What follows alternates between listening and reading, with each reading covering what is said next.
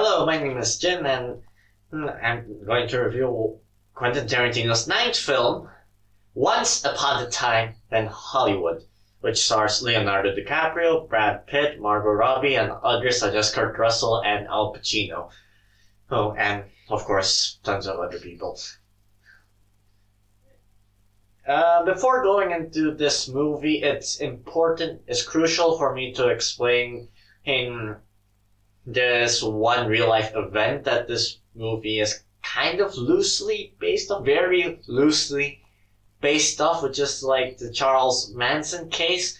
If you want to know the basics of it, which is all you need to know, basically there is this group from Charles Manson who actually killed Sharon Tate, a young and supposed to be upcoming movie star. But then she got killed, and her friend also got killed. That's all you need to know before watching this movie. That's a little history. So let's continue with this story. So this movie is set in 1969 Hollywood, and is basically about Rick Dalton, who is trying to overcome the fact that maybe he has become a has-been actor, and that he's getting too old and people are not recognizing him anymore, or he's in that stage, and he has to overcome that. Meanwhile, his friend / stunt double, Cliff Booth, goes into some trouble. And then there is also Sharon Tate, who's in Margot Robbie as Sharon Tate, who doesn't have a big role in this movie, but based on the Charles Manson case, I guess it could be out of respect for the true Sharon Tate. Okay. What I love about this movie is how immersed I was in this version of 1969 Hollywood and how calm this movie was. I mean, don't get me wrong, Quentin Tarantino is known for his great violence, and I do love it when there's violence, but for the most of this movie, and even before watching the movie, from the trailers, I actually knew that this movie, I couldn't see how tons of violence could be extracted from this storyline. Well, of course there are good scenes of violence here and there, but for the most part, it's very calm. And I really enjoyed that for the entire 2 hours and 40-minute runtime. Another great highlight of this movie is definitely the acting. The actors are so good. Leonardo DiCaprio as Rick Dalton is so great, trying to act as an actor who's struggling. And Cliff and Brad Pitt as Cliff Booth. It was very, very magnificent. It's a well-acted movie. Another thing that I have to praise, and everyone has praised it so far, the final act of this movie, it's just so good. And I'm sure most people would enjoy the final act rather than the other acts, the previous acts of the movie. But seriously, the final act is so good, and I guess the slow, calm movingness kind of helps it achieve the moment in the final act. But then again, some people may not like this movie because of how long and calm this is, with no fun moments in this movie.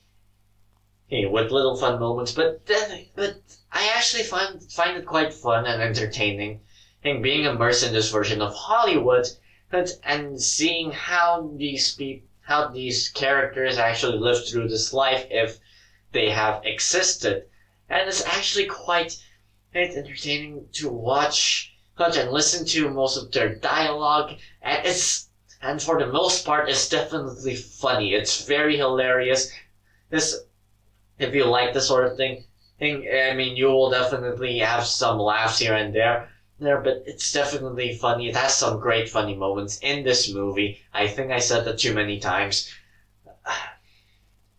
But then I feel like some of the flaws of this movie are definitely some of the scenes. Some of the scenes actually feel like they could have been executed way better. I don't mean that these scenes are pointless or whatever. I mean they could have been executed in a much better way than before. But then you have some other epic scenes. But then these scenes, these need to be these imperfect scenes. For me, it kind of asks you questions. It kind of makes you ask questions, but then the movie, I don't really feel like it provides too much answers to, especially in one of the scenes. But then again, it could be like the briefcase from Pulp Fiction where you can draw your own conclusions. So there's that. And sometimes there's an order of the scene that actually made me feel confused. Just one of the scenes that made me feel confused when jumping one scene to another. But it's still fine. But speaking of scenes, there are some scenes that are actually creatively shot. I actually enjoyed some of the creatively shot scenes, and it's actually quite, for me, I'd say it's quite cool. Well, and I really enjoyed it. I really loved it. And when they said this movie was like a love letter to Hollywood, they weren't kidding. It's a love letter to Hollywood. If you want to watch this movie, you know a basic of the Charles Manson case, which I just explained. Know that it's 2 hours and 40 minutes long, and know that this is more of a calm movie, and you will have a good time with this. But then if you don't like these types of movies, which are for the most part calm, the final act is definitely the only point of the movie that you will enjoy. Right. So you decide if you want to watch a movie just for the final act, for those epic moments, instead of just those calm moments from the first few acts. So you decide. So with that being said, I give this movie an 8 out of 10, and my recommendation is a 3 out of 4. Would kind of recommend it. And like I said, some people will definitely not enjoy the other acts other than the final act, and I'm sure most of the audiences would love the final act.